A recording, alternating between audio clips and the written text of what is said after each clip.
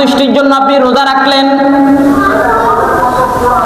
আর এই রোজা রাখার কারণে আল্লাহ পাক এত খুশি হয়ে গেছেন, এতটা খুশি হয়ে গেছেন, আল্লাহ পাক বলেন আস-সাওমুলি ওয়া আনা জিজি বিহি, রোজা কেবল আমার জন্য, আমি আল্লাহ রাব্বুল আলামিন নিজ হাতে তার প্রতিদান দিয়ে দেব। শুধু তাই নয়, আল্লাহ পাক বলেন আস-সাওমুলি ওয়া আনা উজিজা বিহি, রোজা কেবল আমার জন্যই, আর এর প্রতিদান হলো আমি আল্লাহ পাক নিজে, সুবহানাল্লাহ, এর প্রতিদান আমি নিজেই হয়ে যাব।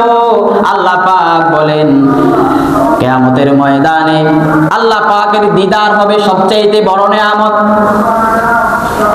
আল্লাহ পাকের দিদার হবে জান্নাতীদের সবচেয়ে বড় নিয়ামত, সবচেয়ে বড় নিয়ামত আল্লাহ পাকের দিদার, দিদারে মাওলা।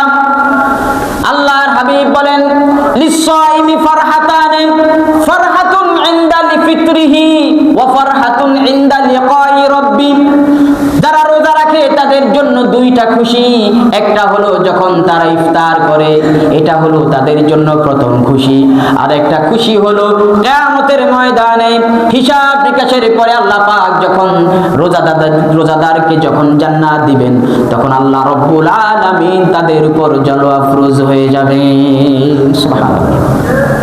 তাদের সাথে দেখা দিবেন যারা পৃথিবীতে রোজা রেখেছে, আল্লাহর সন্তুষ্টি অর্জন করেছে, তাদেরকে দেখা করার জন্য আল্লাহ পাক বলেন আমার কাছে আসার জন্য যে ইমিগ্রেশন পাস করা লাগে, সেটার জন্য একটা গেট আমি নির্মাণ করে রেখেছি, যেটা কেবল রোজাদার যারা তারাই ঢুকবে, আমার সাথে সাক্ষাৎ করবে, এই দরজা দিয়ে ঢুকবে, অন্য কোন মানুষ, অন্য কোন জান্নাতি এই দরজা দিয়ে ঢুকতে পারবে না, এই গেট দিয়ে ঢুকতে পারবে না।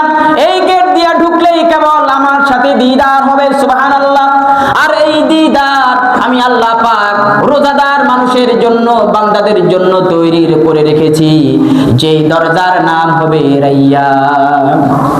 রাইয়ান নামক সেই গেট স্পেশাল ভাবে যারা পৃথিবীতে রোজা রেখে আল্লাহর সন্তুষ্টি অর্জন করেছে তাদের জন্য আমি নির্মাণ করেছি।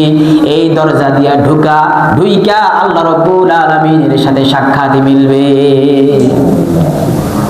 এই দরজা দিয়ে ঢুকে আল্লাহ পাকের সাথে দিদার করে আপনারা চলে আসবেন।